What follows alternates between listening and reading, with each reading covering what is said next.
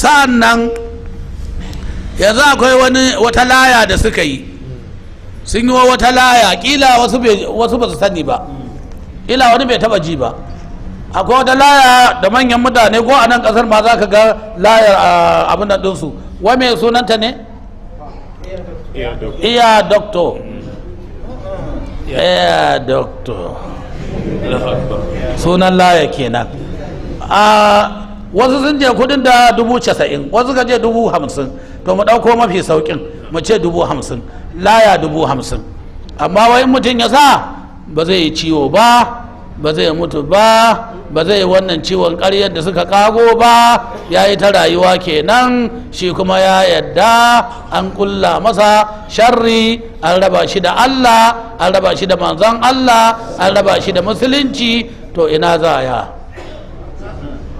Amma ga shi nan da girma, babban mutum ne a ƙasa, wani ma minista ne, wani ma abin nan wai distinguished senator, wani kuma honorable. Ha? Amma ga maganin mutuwa a kirjinsa.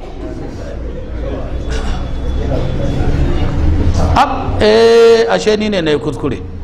Tun da aka yi majalisar senators abin su distinguished din, ba a taba samun wanda ya mutu ba.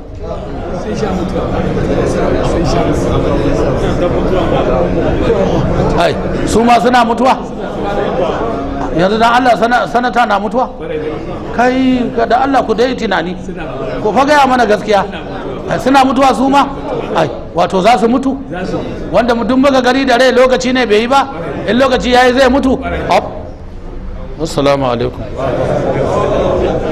قل إنما أنا بشر مثلكم يوحى إلي أنما إلهكم إله واحد فمن كان يرجو لقاء ربه فليعمل عملا صالحا